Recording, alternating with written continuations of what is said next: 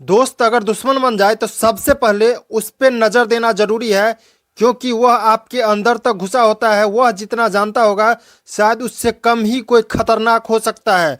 इसी तरीके से बांग्लादेश भारत के अंदर तक घुसा हुआ है।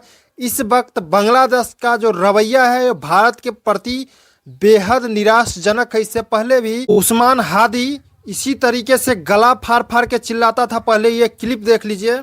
চাই চাই জুলমি আমি মৃত্যুপাগলে ছন্দ আমি আপনার তালে নিতে যাই আমি মুক্ত জীবনানন্দ আমি হাম্বি। इसी तरीके से कट्टरपंथियों को बांग्लादेश में उस्मान हादी उकसाने का काम किया करता था भारत के खिलाफ।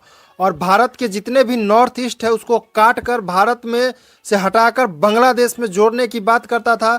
जब इसकी हत्या 12 दिसंबर को दो अननोन बाइकर आके कर देते हैं, उसके बाद से सारे बांग्लादेशी ये मान लेते हैं कि इसकी हत्या में सीधा सीधा भारत का हाथ है, या दोनों आतंकियों को या दोनों जो बाइकर्स थे गोली चलाने वाले वो उसका शरण भारत ने दिया हुआ है, बिना कोई जांच पड़ताल के मान लेते हैं। उसके बाद से एक नया लीडर उस्मान हादी भी एक स्टूडेंट लीडर था और वही उकसाने का काम किया था। जब उसी के उकसाने पे शेख हसीना का गवर्नमेंट को बांग्लादेश में गिराया जाता है, तोड़फोड़ की जाती है। उस्मान हादी की मौत के बाद ये नया लीडर उभरा है जिसका नाम है असनत अब्दुल्ला।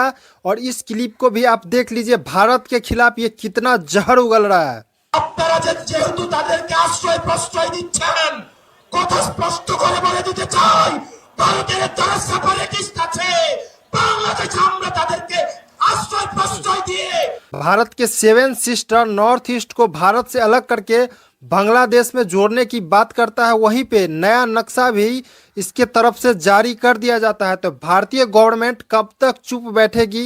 कुछ ना कुछ कठोर कदम निकालना बहुत जरूरी है, क्योंकि ये लोग अब बढ़ चढ़ के बोल रहे हैं। तो उस्मान हादी की मौत के बाद कल जब उसे दफनाया गया, उसमें लाखों की संख्या में लोग आते हैं। वहाँ पे लगातार भारत विरोधी नारे लगाए जाते हैं और कहा तो यहाँ तक जाता है कि अगर 24 घंटे के अंदर नहीं पकड़ा गया वो कातिल तो पता नहीं ये लोग क्या करेंगे।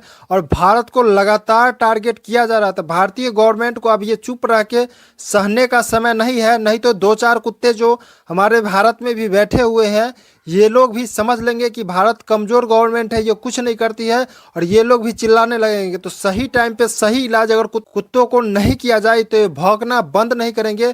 और एक हिंदू युवक दीप चंद्र दास की हत्या कर देने के बाद इन लोगों का मनोबल आसमान पे है। तो भारतीय गवर्नमेंट और भारतीय सेना से हम दरखास्त करना चाहेंगे, इनका मनोबल जल्द से जल्द गिराना बेहद ही जरूरी है।